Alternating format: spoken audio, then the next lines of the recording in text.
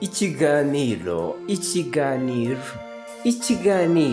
ubusobanuro bw'izina ni ikiganiro mutegurirwa kandi mukagezwaho nanjye Desire Mugabo, kikanyuzwa kuri channel yitwa Igisubizo TV Show. Wibuke gukanda subscribe no gusangiza abandi iki kiganiro. Uyu munsi wa none tugiye kureba ku izina Rachel, umugore cyangwa umukobwa w'impano ufite urukundo n'ubwenge. Muraho neza nshuti z'Igisubizo TV Show. Uyu munsi turi kumwe n'izina rikomeye kandi rifite umwimerere muri Bibiliya, Rachel. Izina ryiza rifite ubusobanuro bwimbitse, rihuza hamwe n'urukundo, ubwitonzi n'ubuhanga. Inkomoko y'izina Rachel. Izina Rachel rikomoka mu rurimi rw'Igiheburayi, aho risobanura intama y'uruhinja cyangwa umwana w'intama woroheje. Mu mico ya kera, intama yari ifite ubusobanuro cyangwa ubusobanuro bw'ubugwaneza, isuku n'ubwitange. Mu byanditswe bya Bibiliya, Rachel yari umugore wa Yakobo, umwe mu bagore b'abahanga kandi b'abanyarukundo ba Bibiliya. Yari umunyabambe, wihanganaga kandi ufite umutima w'urukundo gukuri. Imico n'imyitwarire y'uwitwa Rachel, cyangwa se imico n'imyifatire y'abitwa ba Rachel. Rachel ni umuntu uhuza kandi wuje ubuhanga n'uburanga.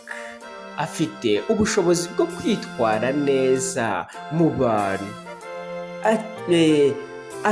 akamenya igihe cyo kuvuga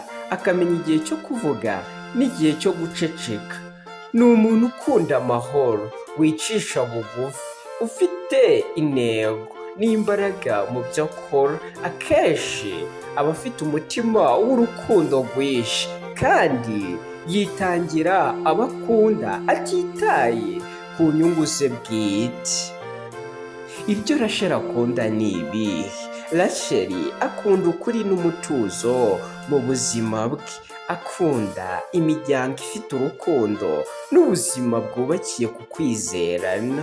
Akunda gusenga no kwizera no kwegera Imana, kuko yumva ariyo soko y'imbaraga ze. Akunda ubusabane n'inshuti ze kandi akunda inshuti bizerana. Akunda gusoma no kwiyungura ubumenyi no gutekereza byinshi ku buzima bwe. Iyo Rachel adakunze, birumvikana ko yanga. Ese wowe urumva yanga iki? Ba Rachel akenshi uzasanga banga ubujyajya n'abantu b'abanyabinyoma.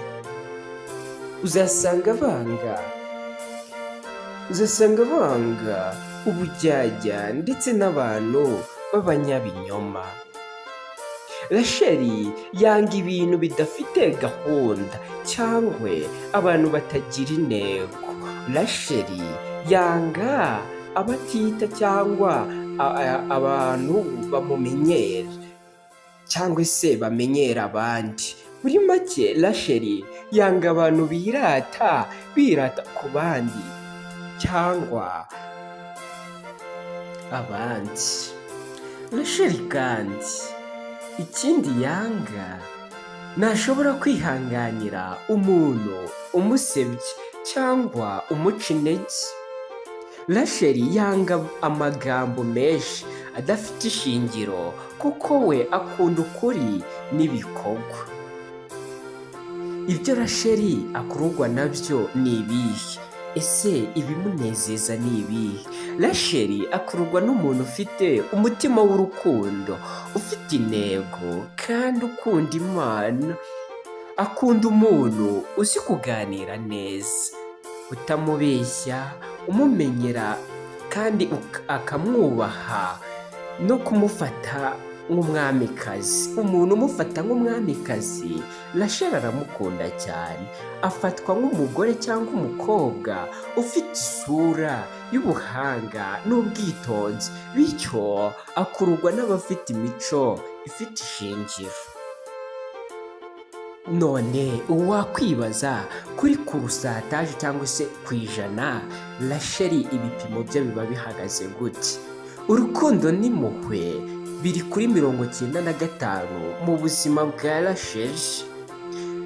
Ubuhanga n'ubushishozi biri kuri 90% mu buzima bwa Rachel. Ubwitonzi n'ubupfura biri kuri 85% mu buzima bwa Rachel. Gukunda ukuri n'Imana biri kuri 95% mu buzima bwa Rachel. Guharanira intego mu buzima biri kuri 88% mu buzima bwa Rachel. Kwitanga ku bandi biri kuri 92% mu buzima bwa Rachel. Kwirinda amakimbirane biri kuri 80% mu buzima bwa Rachel. Gutinya kubaza abandi biri kuri 78% mu buzima bwa Rachel.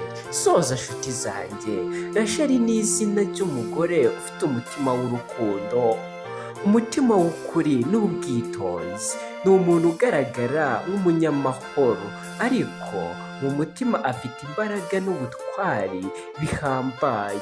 Ni umuntu uhorana inyota yo kumenya kandi akunda gusigasira umubano.